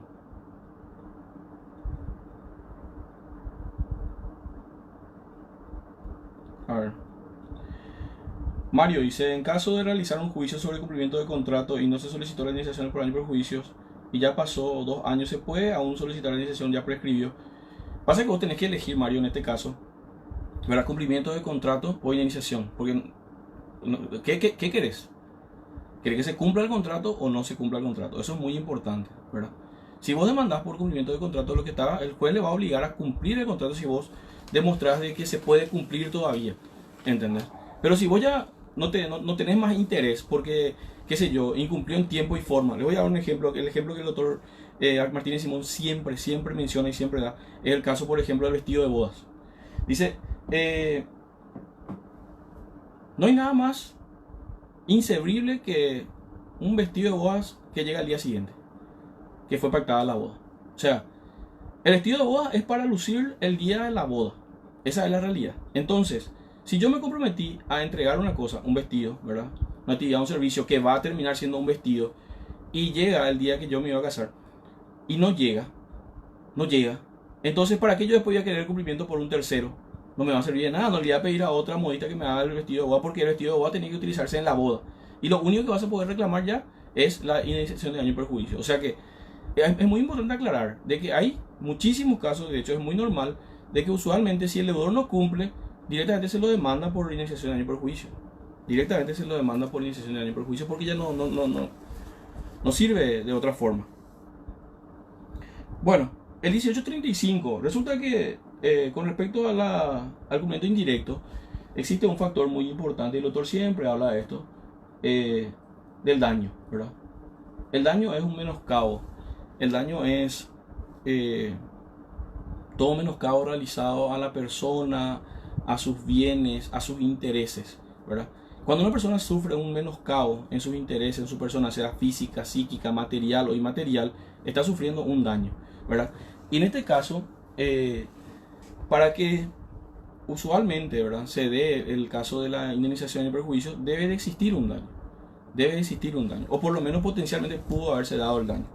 El artículo 1835 establece una suerte de concepto que es muy raro encontrar en nuestro código, no es tan recomendable. Dice: existirá daño siempre que se causare a otro perjuicio en su persona o en sus derechos o facultades, o en las cosas de su dominio o su posesión. Ni siquiera tiene que ser dueño, tiene que ser poseedor nomás. Y si es poseedor, si ese artículo, esa cosa que está en posesión, sufre un menoscabo, eso ya es daño.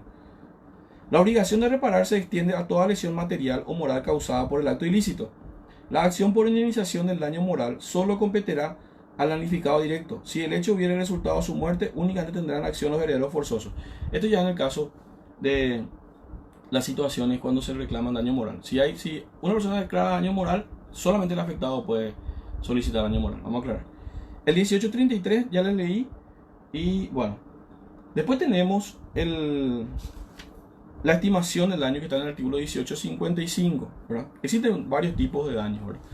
Daño físico, psíquico, psicológico, material, es lo que se conoce como el daño moral. Está la pérdida de chance, daño emergente, está el lucro cesante, que son los tipos de daño que se van dando a lo largo de esta situación. Bueno.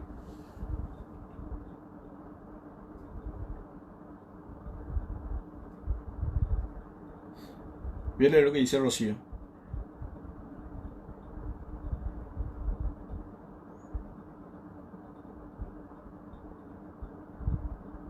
Bueno, usualmente en las demandas cuando se inician, ¿verdad? Habla, por ejemplo, acá, en el caso de cumplimiento de contrato, si vas a solicitar el cumplimiento de contrato, solicita eso, ¿verdad? Solicita eso, que se cumpla el contrato, ¿verdad? Y evidentemente, si vas a pedir resolución de contrato, que es una de las formas de extinguir el contrato, vas a pedir indemnización. ¿Por qué? Porque no está cumpliendo con su parte del contrato y vos tenés también pendiente algún tipo de compromiso y pedís la indemnización, ¿verdad? Vos querés desvincularte de él y pedís también la indemnización si es que existió el daño. Si es que existió el daño. Vamos a aclarar. Bueno. Estimación dice: para apreciar la culpa o el dolo del responsable del daño, así como para la liquidación de este, se aplicará en cuanto sea pertinente la norma de este código sobre incumplimiento de las obligaciones provenientes de los actos jurídicos. El 1856 dice: el obligado a indemnizar el daño que le sea imputable resarcirá todas las consecuencias inmediatas, las mediatas previsibles o las normales según su curso natural y ordinario de las cosas, pero no las casuales, salvo que éstas deriven de un delito y debieran resultar según las miras que la gente tuvo al ejecutar el hecho, ¿verdad? Por eso yo les digo, si nosotros tenemos un accidente de tránsito, vamos a ser responsables, ¿verdad?, del daño que sufrió el auto, de los gastos del hospital, que es el famoso daño emergente, ¿verdad? Si la persona tenía un trabajo y ese trabajo era estable y dejó de percibir un determinado monumento, vamos a pagar también el lucro cesante, ¿verdad? Y si es que se puede demostrar de que tenía, como dice el doctor, aquí está el doctor Alberto Martínez en su libro Pérdida de Chance, si tenía posibilidades reales y totalmente exigibles, también se puede cubrir la pérdida de chance, ¿verdad? También se puede pedir la pérdida de chance.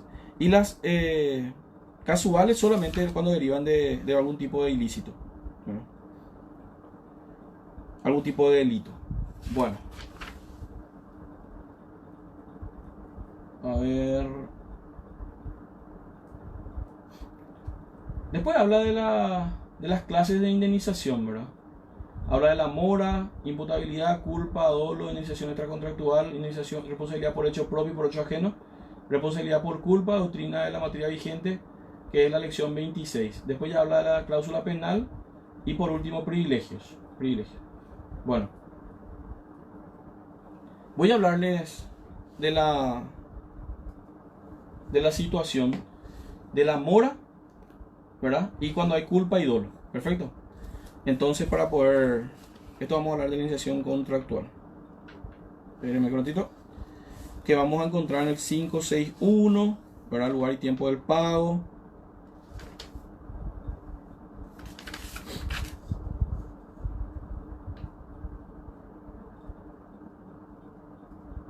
Estoy buscando acá un artículo que es súper importante. Espérenme un ratito.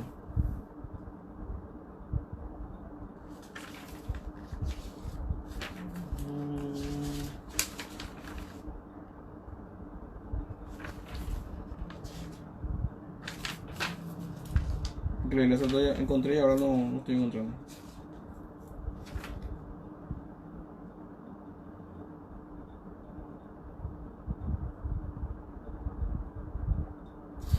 Bien, acá encontré el 475. 475. Dice lo siguiente, y esto es muy importante para ustedes, ¿verdad? En la iniciación contractual de las obligaciones de dar sumas de dinero, esto sí puede ser tema de examen para ustedes. El acreedor solamente puede exigir el pago de los intereses. En la indemnización contractual, ¿verdad? Por incumplimiento de entregar sumas de dinero, ¿verdad? No se puede solicitar daño moral, no se puede solicitar pérdida de chance. Sola, única y exclusivamente se puede pedir el pago de los intereses. Intereses. Muy importante que ustedes sepan esto, de que en las obligaciones contractuales de dar sumas de dinero no se puede pedir iniciación de daño y perjuicio, no se puede pedir de chance. ¿Y dónde está esto? En el artículo 475, en su segundo párrafo. Dice, le voy a leer todo el artículo.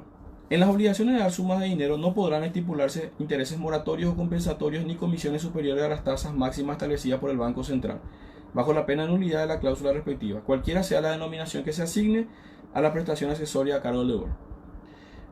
Los intereses se deben por el hecho de la mora. ¿Y qué es la mora? La mora es el incumplimiento en el tiempo de que debe realizarse la prestación prometida. Por ejemplo, si yo tenía que pagar el 30, no pagué el 30, es una forma de incumplimiento que es el incumplimiento en el tiempo. Y eso es la mora, ¿verdad? Entonces a partir de ahí correrán los intereses moratorios. Estos intereses moratorios habilitan los intereses punitorios. Después vamos a hablar de eso. Dice, aunque no se justifique el perjuicio, el acreedor no puede exigir mayor indemnización en virtud de haber sufrido un perjuicio superior a la inejecución de la obligación, y en ningún caso el interés compensatorio sumado al moratorio podrá exceder la tasa máxima. Los intereses en los créditos bancarios se regirán por la indemnización penal. 475 solo, el artículo 475. Bueno, en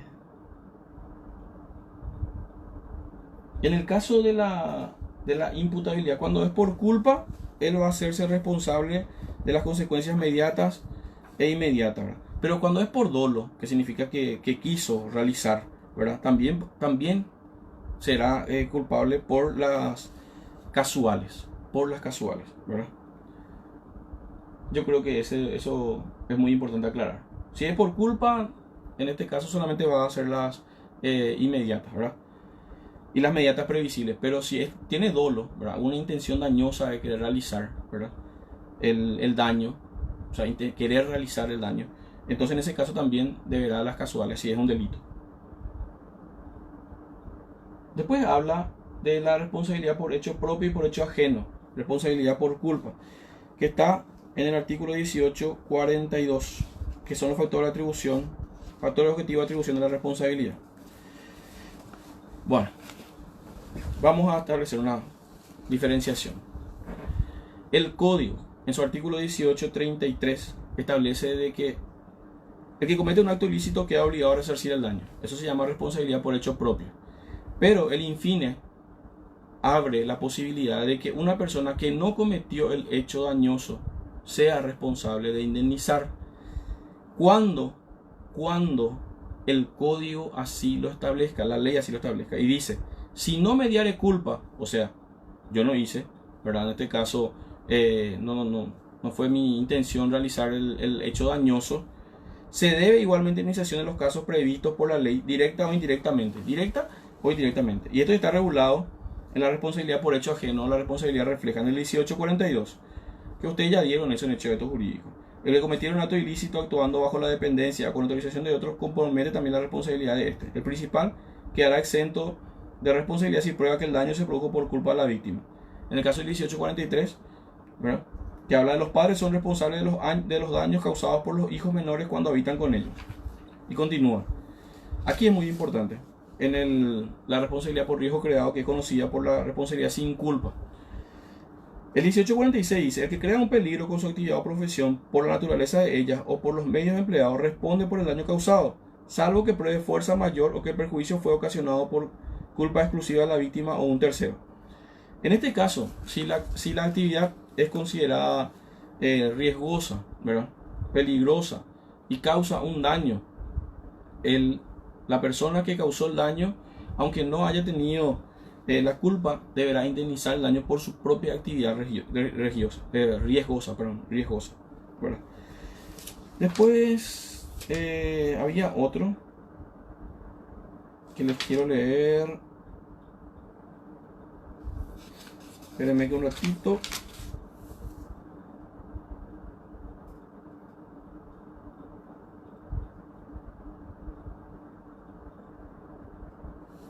Espérenme. 1853. Este va a salir en el examen. Le he puesto que va a salir en el examen. El 1853.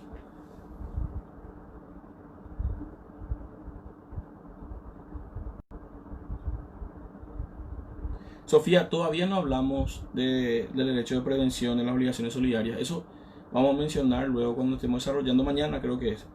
Mañana vamos a estar hablando de las obligaciones solidarias y vamos a hablar del derecho de prevención. Porque si le hablo ahora de eso, tengo que hablarle qué es la obligación solidaria, qué es la obligación simplemente mancomunada, pero mañana sí o sí hablamos de eso.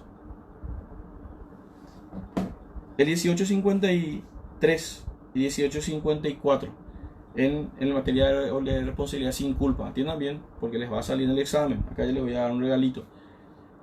El propietario de un animal a quien se sirve de él durante el tiempo que lo tiene en uso es responsable de los daños ocasionados por el animal, sea que estuviese bajo su custodia o sea que se hubiese escapado o extraviado, si no probase caso fortuito o culpa de la víctima o un tercero. Bueno, si yo tengo un perro y ese perro se escapa de mi casa y le muerde a alguien, ese perro evidentemente causó un daño, ¿verdad? Y de ese daño no se va a hacer responsable el perro, se va a hacer responsable el propietario. Entonces fíjense de que la ley en este caso, aunque la persona no haya realizado el hecho dañoso, le dice que tiene que indemnizar por un factor objetivo de la responsabilidad civil. En este caso es porque la ley dice que tenemos que indemnizar, se indemniza. Pero atiendan bien, este es el caso del perro, ¿verdad? Normal, común y corriente. Lo mismo pasa si es que vos estás en tu casa, viene una persona de visita y, qué sé yo, le muerde el perro a tu visita. El famoso, no, mi perro es súper bueno, ¡prac!, le muerde la mano, ¿verdad? O sea, en ese caso también vas a ser responsable.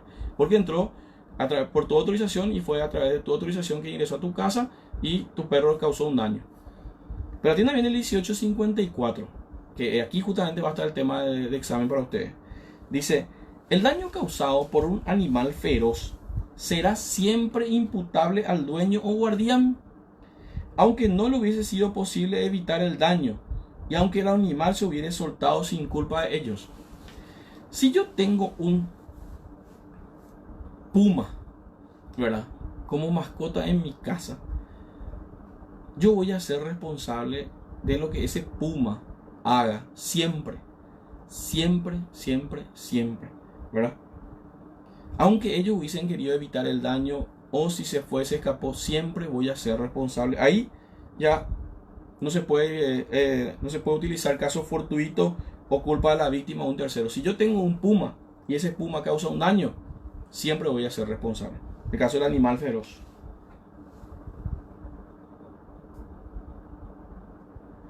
María Belén, en el caso del ladrón que entra en tu casa, ¿verdad?, y tu perro le muerde, en ese caso vas a aplicar, ¿verdad?, lo que dice claramente culpa de la víctima. O sea, la víctima entró sabiendo que hay un perro, ¿verdad? Peligroso, entró, quiso robar y le murió. En ese caso no estás obligado a indemnizar, pero tenés que demostrar que el tipo quiso entrar a robar tu casa, ¿verdad? Bueno, es posible, aquí estamos, responsabilidad por culpa. Acá en el programa dice responsabilidad por culpa, pero es responsabilidad sin culpa. Responsabilidad sin culpa. Vamos a hablar de la cláusula penal por último. Después ya vamos a descansar porque ya estoy cansado. Responsabilidad penal. Cláusula penal. Vámonos. Esperen un minutito. Acá ya ven cómo voy estudiando del libro y del código. Libro, código, libro, código. Así también tienen que estudiar ustedes. Libro, código. Ya saben que son todos casos, que los casos se dan a través de la ley, entonces ya no es nada nuevo para ustedes. Bueno, ¿qué es la cláusula penal?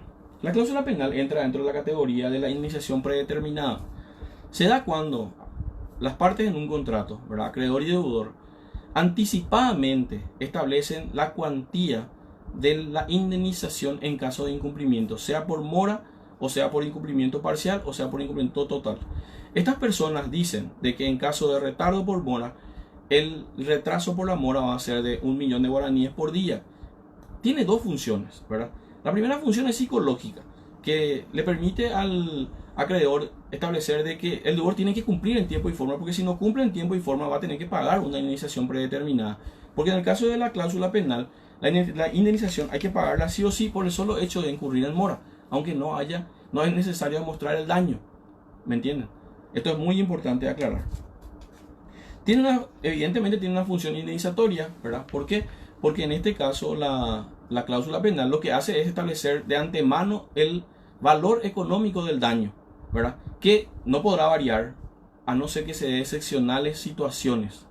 Esto va a salir en el examen, después le voy a leer el artículo en el cual va a salir, ¿verdad? Es accesoria, ¿por qué? Porque lo que se busca en primer término es que se cumpla con la prestación principal, por ejemplo en una obra. En ese sentido, nosotros lo que vamos a buscar siempre va a ser no cobrar la cláusula penal, sino que se cumpla la obra. Es subsidiaria, ¿por qué? Porque solamente se da en caso de incumplimiento del principal, ¿verdad? Sea por retraso o sea por el incumplimiento ya propiamente dicho, ¿verdad?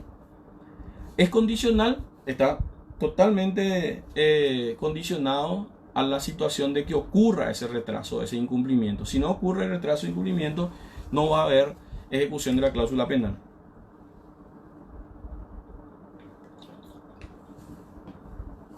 Y por último, es inmutable. Bueno, esta característica de la inmutabilidad de la cláusula penal les voy a decir de que no es absoluta, ¿verdad? No es absoluta. El artículo creo que 454, vamos a ver acá, establece claramente en qué casos podrá solicitarse la modificación de la cláusula penal. Pero en principio lo que se busca es que no varíe, ¿verdad? Aunque el acreedor demuestre que existió más daño de que la cláusula penal lo está demostrando o queriendo indemnizar, eso se queda allí, se va a quedar allí. Pero hay casos como el artículo 459, dice: el juez reducirá equitativamente la pena cuando sea manifiestamente excesiva o cuando la obligación principal hubiese sido en parte o irregularmente cumplida por el deudor. Muy importante es que la inmutabilidad de la cláusula penal tiene una excepción y solamente puede ser variada por orden judicial cuando sea manifiestamente excesiva o en el caso de que el deudor haya cumplido parcialmente. Bueno, chicos, yo voy a estar atento a cualquier pregunta que tengan porque hasta acá llegamos hoy. Y mañana vamos a dar la diferencia. Vamos a tratar voy a tratar de ser más puntual con la hora. Hoy empecé muy tarde, pero fue por problemas técnicos, ¿verdad? La señal era muy inestable. Después probando los equipos también es un tema, no es sencillo acá el organizarse en la tecnología, ¿verdad? Les pido disculpas, muchísimas disculpas por el retraso, ¿verdad? A estas 96 personas que están haciendo el aguante desde el principio, les agradezco su atención. Y vamos a abrir un pequeño paréntesis para escuchar o leer sus dudas, ¿verdad? Si tienen alguna duda, me van diciendo de a poquito. Si se puede, ya se contesta ahora, o si no, vamos a anotar acá en el cuadernito, ¿verdad? y vamos a contestarles mañana sin ningún problema. De igual forma, si después van teniendo ciertas dudas, les pediría que les molesten a los delegados, ¿verdad? En el sentido de que les digan para poder dar de nuevo esa situación. No, gracias a ustedes, gracias a vos, Moni, ¿verdad? Gracias María Belén a vos, gracias Priscila. Excelente repaso. No, ustedes lo que tienen que dar excelente repaso. Yo trato de ayudarle nomás. El lunes le va a tocar a ustedes. Velo, Araceli, gracias a ustedes por su paciencia. No es nada fácil estar acá un sábado hasta ahora. Como les dije a los delegados, yo tenía que estar, no sé qué sé yo, andando en moto en Summer por ahí, pero cuando el deber llama hay que estar. De nada Arlene, de nada Jenny, de nada Jessy. Bueno chicos, de corazón muchas gracias por su paciencia. Nos volvemos a encontrar mañana. Cualquier duda que tengan le avisan a sus delegados. Chao, chao.